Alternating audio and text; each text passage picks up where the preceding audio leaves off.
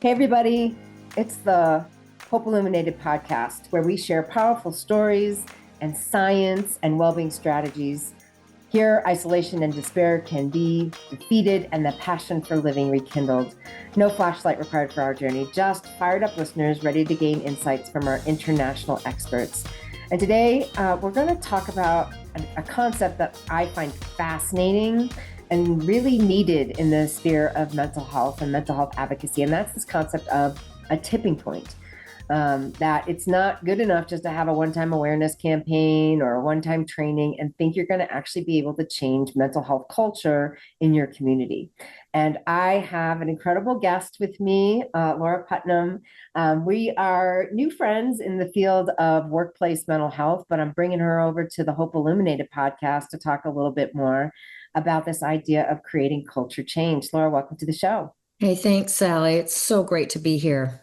Yeah, I'm so grateful. And I'm really grateful for the work you're doing. And we're really aligned, I think, in so much of our mission and approach to these daunting problems. Mhm. Tell our listeners a little bit more about what your work is and what you do every day.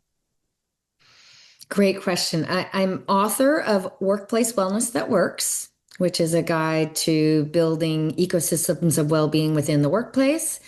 I have been in the workplace well-being space for nearly 2 decades now. I've worked with over 500 organizations. I've trained over 50,000 managers and leaders around this concept of becoming well-being multipliers, not only across the organization, but particularly within the team. I know something that we're going to be talking about, this, the power of the team. And I am really, I would say that my work has really been focused around how we start to take more of an outside in look at addressing issues like mental health. You're going to have to define that perspective, an outside in look. What did you mean by that? Well, I think that in wellness and in mental well-being and mental health, we have been so focused on the individual and on the power of mindset and individual habit formation and or even things like identifying the individuals at risk and connecting them with the resources that they need. Yes, yes, yes, yes to all of those things, Hmm. but it's not enough. Right. And we have to start looking at the water that the fish are swimming in and not just trying to fix the fish, but fix the water that they're in. And the water that all of us are swimming in is pretty tough. I mean, that the modern way of life has made it really hard to be well. We're born to sit, but we're told, we're born to move rather, but we're told to sit. Everything around our culture extracts movement, natural movement from our lives. We're born to eat whole foods. You walk into any grocery store, the shelves are lined with ultra processed foods. We're born to love and connect, but with social media and our smartphones and 10-second video clips, we are alone even when we are together. We've got some huge forces that are working against our health and particularly our mental well-being. And while those forces are bigger than any one of us, they are not bigger than all of us. And if we work together, then we can really start to create that tipping point, which I Mm, love, to really start to make change. excellent. Let's get a little bit more about your backstory and how you got here. What attracts you? What drives your passion around this topic? Well, I was a competitive gymnast growing up, and also at Stanford, I was a Division I athlete, part of the Stanford women's gymnastics team. I had a stint as a professional dancer. I've been in the fitness space for a long time, so movement has been a big part of my life. And it's not only helped me on a physical level, but I would argue even more on a mental level. And I would say, in particular, really experiencing the power of the team and how much the team can really make a difference. And I think if there's any hope in really starting to make change and create that tipping point in mental health, it's really about doubling down on the team and really equipping, empowering, and inspiring our team leaders to start to create a safe harbor within the team. Mm. Can you bridge those ideas for me? Well, first of all, define what you mean by tipping point. What does that look like in your world? And why leaders of teams, again, whether it's a workplace team or a sports team or a faith community team or a neighborhood team, why the leaders can have a multiplier effect in that tipping point? Well, the team leader and my work has really been focused primarily on the workplace. So that's what I largely speak to, but it applies, the team, the household that we're in is could be considered a team, or our groups of friends are like a team, or like my husband is an open water swimmer, and these open water swimming communities are like teams for him. They're so powerful. And so those team leaders, whether or not well-being and mental health is part of their job description or it is not, they are the ones who are in fact uniquely positioned to make or break the well-being and the mental health of their team. And so while there's been so much focus around really, again, providing resources for the individual, we would make so much more headway around mental health if we were to better and more effectively reach those team leaders. And I'll tell you, in the workplace, what the research is showing, the most recent Gallup study on engagement, rates of engagement, they found that the group that has shown the biggest drop in levels of engagement are managers, are those team leaders. And over 50% of the managers that they surveyed reported that they are receiving zero training, zero training. And so there's a real gap there that we can fulfill. But again, not just the team leader in the work setting, but that can also apply in other settings as well. For example, there's some Stanford research showing that one of the most effective ways to drive healthy lifestyle is by, instead of targeting individuals, is to really think about this more, addressing this more household by household. Say more about that. Well, there's just real power in, groups working together. And, I think one of the best examples of this is the story of smoking. I mean, we can't forget that as a nation, we reduced our levels of smoking by nearly 75%. I mean, that is a miracle story. Well, I don't And know if it's in your imagine, lifetime, but in my lifetime, I definitely remember smoking on airplanes, definitely in restaurants. That's not that long ago, but like the policy and system changes that happened to create that culture change were just a couple of decades ago. And now, it's literally, exactly. the air that we breathe is different because of that. Exactly. And one of the reasons why we were able to make such headway is that early on, those cigarette companies were held to account and they were forced to testify that they were, in fact, intentionally um, creating an addictive product. It was designed to be addictive. And so we know that that's also the case with like social media products. They're designed to be addictive. Or we know that's the case with ultra processed foods. They are designed to be addictive.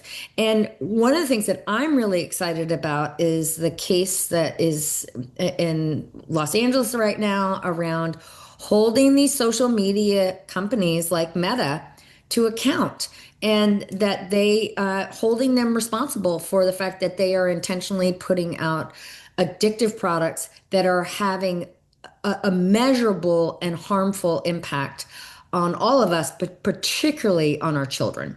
Mm. Yeah, you used that phrase a couple of times, hold them to account. How is that related to tipping point when you have a big force that is going in the opposite direction? How does that relate to this idea of tipping point as it comes to mental health? Well, I think it's easy to say with something like social media, okay, so here I have my phone and I, like so many others, and, it's hard to not be addicted to my phone. And on the one hand, as an individual, I can, like turn off my do not disturb. I can put it in airplane mode. These are little hacks that I can use. But in terms of holding the larger forces to account, we also have to reckon with the fact and that engineers are being trained on how to out hack our personal hacks so Hmm. that we're still addicted to them. Hmm. And so, in the case of cigarette companies, I mean, one of the things that happened early on in 1965, Congress passed legislation forcing them to put a warning label on every cigarette pack.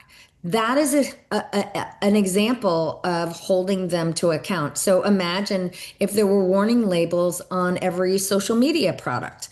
That is one way that we can start holding these forces to account. Or imagine if there was warning labels on every ultra processed food item that this is an addictive product and that it has been shown to be a contributing factor to chronic diseases and conditions like diabetes. I was actually thinking too that the process of getting there, it's not easy to get legislation passed. It's not easy to stand up against large tech companies about what they're offering us as products that are getting ourselves very distracted. But it's easier to do in a group.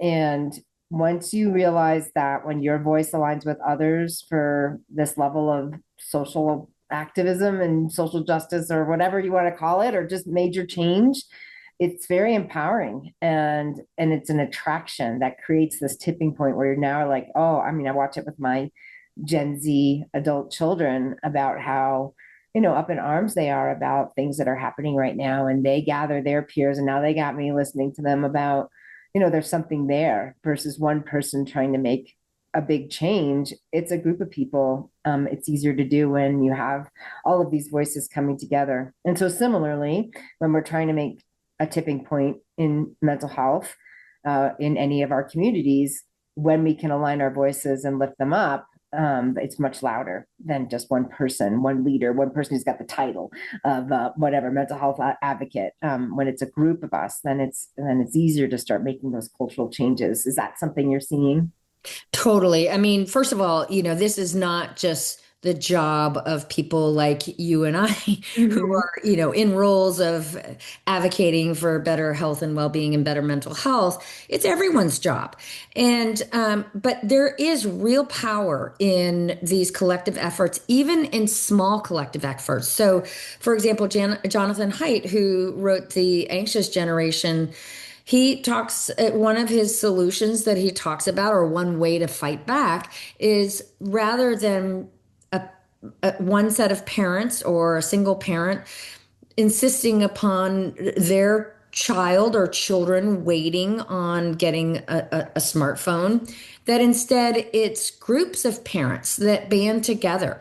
And so understanding that children, like all of us, are heavily influenced by our peers.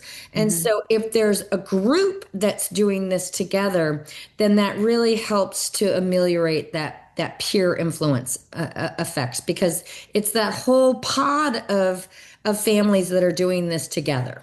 Right. And the work that you've been applying this mostly has been with managers at the workplace, and you've dubbed that the multiplier effect. Talk a little bit about what does that look like at work?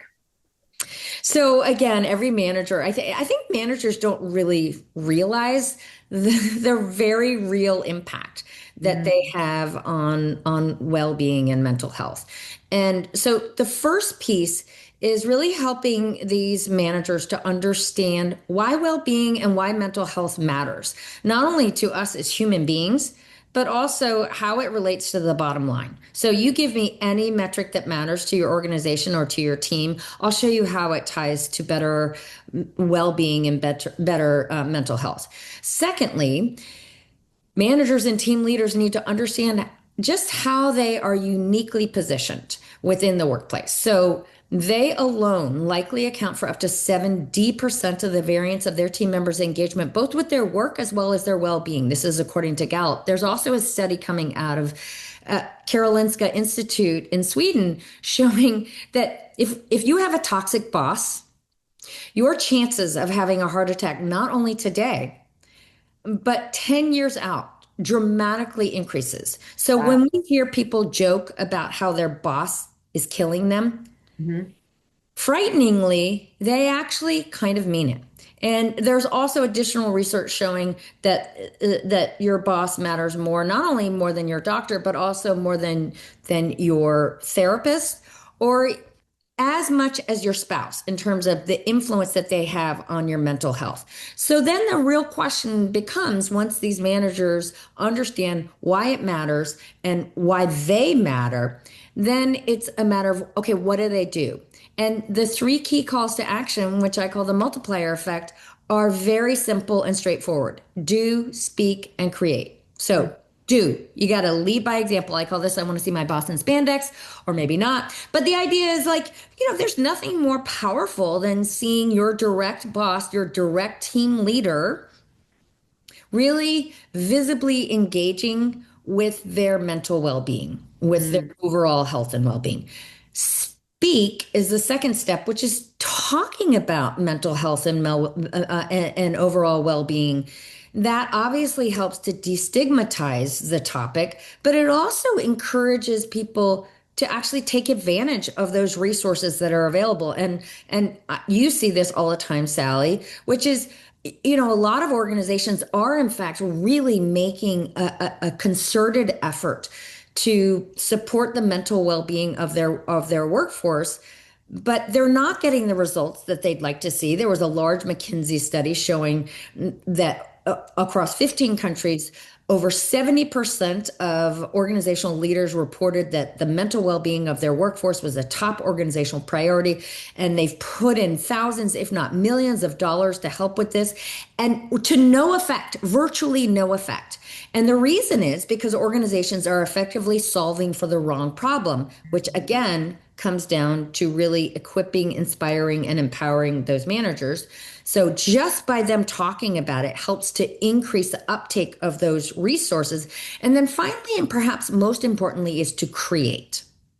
Every manager needs to be thinking about creating an ecosystem of mental well-being within their team. And what a large 19 country study conducted by ADP Research Institute found was that the culture that people experience when they are at work is largely the culture that they experience within the team. And so every team leader is, in fact, that kind of chief culture architect for their team. So no matter what's happening in our crazy world, no matter what might be happening a lot across the larger organization, every manager, every team leader can create that safe harbor within their team. And when we're thinking about creating systems, a lot of it really comes down to paying attention to the nuances. Like, is there someone who feels left out in the team? You know who they are. Mhm. Next time you are with them, make the added effort. And these are the kinds of little everyday things that can really make the difference, to your point, to start to create a tipping point within the team. And then when you start having team by team by team creating these little ecosystems of mental well-being, then that starts to really ripple out across the entire organization, or across an entire community. And so while we often talk about, a top-down movement versus a bottom-up movement, I really put my hope in middle out movements, team by team, led by Yeah. those team leaders. Yeah, because it is contagious when we see that, when you see them see another team flourish and seemingly thriving and full of vitality. That also equates to their productivity and their engagement and all of that. Doesn't matter if it's a swim team or whatever. Like that's what you see. And we were just had the construction mental health and well-being conference last week, and one of the things that we tried to do was pull in some leaders and say, how are you recognizing and rewarding the teams that are getting this right and the managers that are leading them? Because too often it's other metrics that are being That's right. rewarded. And sometimes those other metrics are going against this engagement and, full on type of leadership, emotionally intelligent leadership that can really help people stay and, and survive and thrive through the struggle. When you don't have that ability from a leader, people just leave. They'll just bail. Either they'll physically bail or they just won't show up. I mean, they're physically there, but they're not really doing anything. So And it's less about the programs and it's more about things like style of leadership. I mean, Mhm. that's something that can really have a measurable impact. Do you have a style of leadership? And this was a study that was published in Scientific American, finding that style of leadership is probably the biggest predictor of mental well-being at work. And so, do you have a style of leadership that lifts up the people around you? Or Mm. is it just the opposite, where you're so focused on those bottom line objectives that you feel like you don't have time to be civil, to lift up the people around you, and or to blow up easily at the people that you're with? That's going to be the biggest saboteur of people's mental well-being. And so those are the kinds of things that really can make the difference. So going back to the workplace example, and again, if you want to dive in, listener, to more of this idea of manager training and safe harbor, we're going to discuss it a lot more on the Headspace for the Workplace podcast. But here we're just wrapping our arms around this idea of using people in mid-level areas of influence. Again, name your system, name your community. There's always people in this mid-level that are trusted and they have pockets of influence in certain teams that they're part of. Um, how can we empower them to be well-being multipliers in these different systems? What are your thoughts on what does it take to recognize and reward in these mid-level systems? Because some of those other metrics are easier to measure. They're more whatever, the number of wins on a team's scorecard, or the profit margin in any company, or the number of people that were recruited to the university who graduated, whatever. These metrics are easier to measure, but sometimes they don't paint the whole picture, and they're short-term wins that have longer-term consequences. Yeah, I mean, I think one way to look at this is the cost of not having mental well-being in the workplace. And, one organization that I worked with, they had in 1 year 5 fatalities on the job. 1 year, if you can imagine. And obviously, that's a huge issue in the construction industry.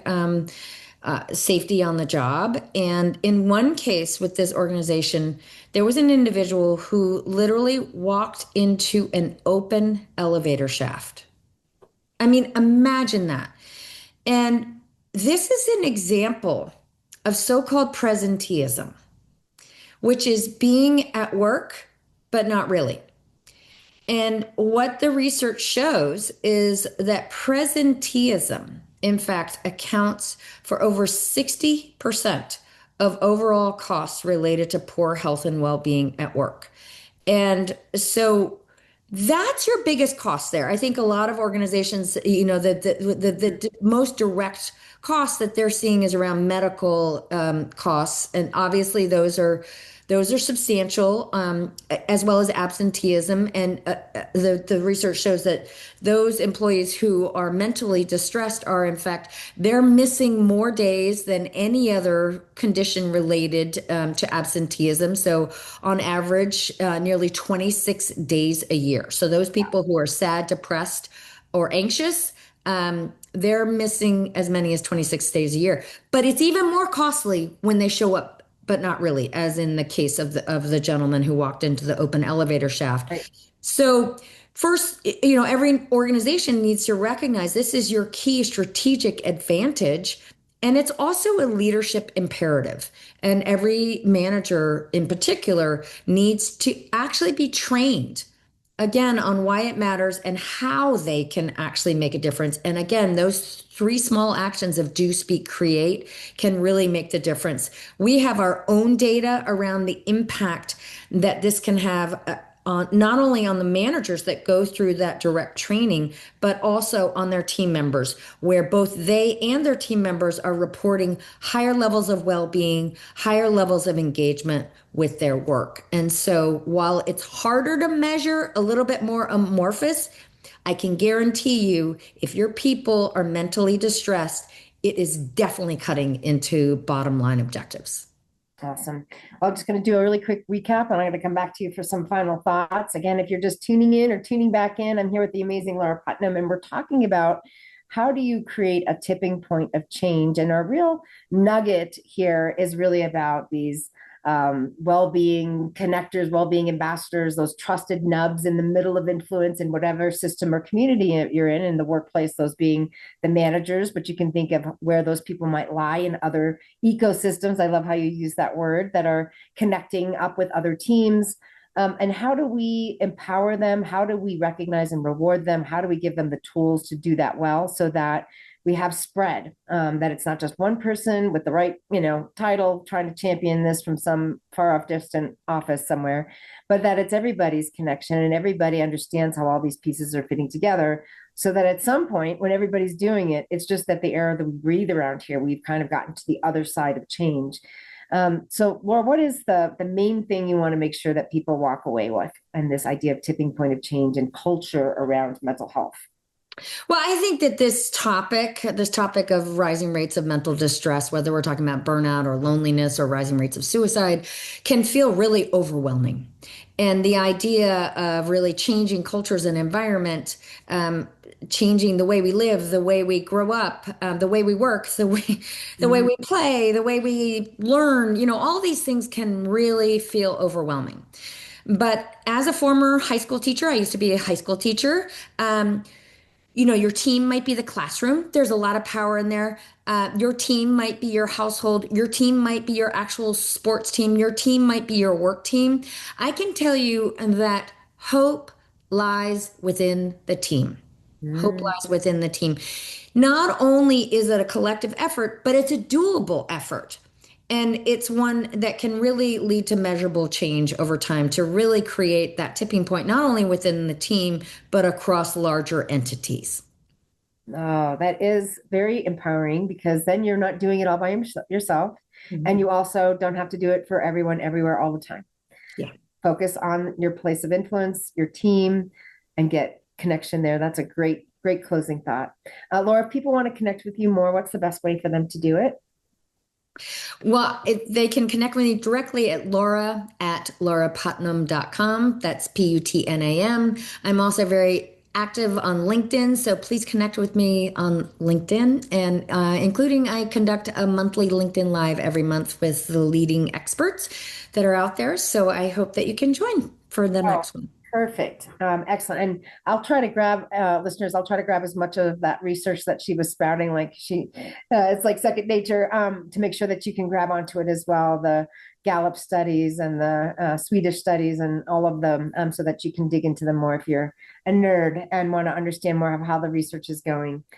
Laura, again, thank you. Thank you for your time. Thank you for being a co-conspirator on this mission. Really, we can use all the help we can get in getting workplaces and communities really to think about this more from a strategic standpoint rather than a flyby standpoint. And your message is a much needed one in this conversation. So thank you.